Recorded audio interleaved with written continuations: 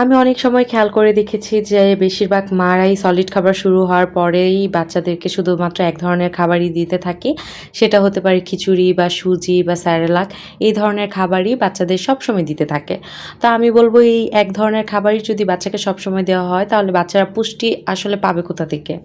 আমার নাজান বাবুর বয়স হচ্ছে এখন ৭.৫ মাস। তাকে আমি ৬ মাসের পর থেকে সলিড খাবার শুরু করেছিলাম অ্যান্ড আলহামদুলিল্লাহ আমি সবসময় চেষ্টা করি তাকে বিভিন্ন ধরনের খাবার মেক করে দেওয়ার জন্য। আমি কখনোই হচ্ছে এক ধরনের খাবার তাকে বারবার দেই না। আমরা যদি একটা স্বাভাবিক কথা চিন্তা করি তাহলেই বুঝতে পারি এক ধরনের খাবার প্রতিদিন আমাদেরই ভাল লাগবে না। আর তারা তো হচ্ছে এমনিতেই ছোট্ট বাচ্চা, এমনিতেই খেতে চায় না অনেক বাচ্চারা। সেই ক্ষেত্রে আমরা যদি বারবার এক ধরনের খাবারই তাদেরকে দেই তাহলে কিন্তু সেটা অনেক বেশি বোরিং হয়ে যাবে তাদের কাছে। আর তারা হচ্ছে ওই খাবারটা খেতেও চাবে না এবং সেই খাবারটা খাওয়া তারা এনজয়ও করবে না। তো অবশ্যই আমাদের মা হিসাবে দায়িত্ব যে তাদের প্রতিদিন একটু কষ্ট হলেও নতুন, নতুন খাবার দেওয়া, যার ফলে তারা হচ্ছে প্রপারলি পুষ্টিটাও পাবে। তাছাড়াও ভিন্ন, ভিন্ন খাবারের প্রতি তাদের আগ্রহটাও অনেক বেশি বাড়বে। যদি আমি সহজ ভাষায় বলি তাহলে বলব যে এক ধরনের খাবার কখনোই বাচ্চাদের শরীরে সকল পুষ্টির ঘাটতি পূরণ করতে পারবে না। তাই অবশ্যই আমাদের কিন্তু নতুন, নতুন খাবার বাচ্চাদেরকে খাওয়াতে হবে।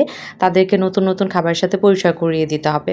তো আমি কিন্তু আজকে বাবুকে দিব এক ধরনের পিউরি, যেটা হচ্ছে ফল এবং সবজি ২ টার মিশ্রণেই আমি বানিয়েছি।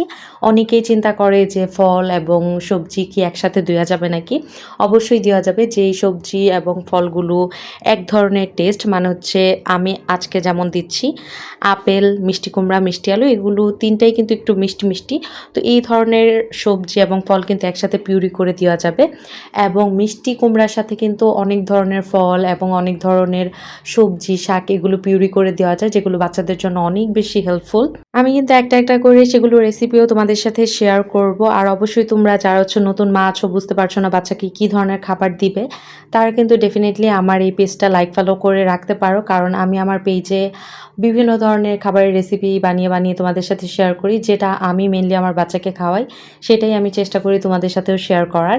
আর অ্যাজ এ নিউ মম আমারও অনেক ভুল ত্রুটি হতে পারে। সেটা অবশ্যই তোমরা ক্ষমার দৃষ্টিতে দেখবে। কারণ আমিও হচ্ছে নতুন মা, আমিও ধীরে, ধীরে শিখছি। আমি যে সবকিছু পারবো ওইরকম কিন্তু কোনো বিষয় নেই।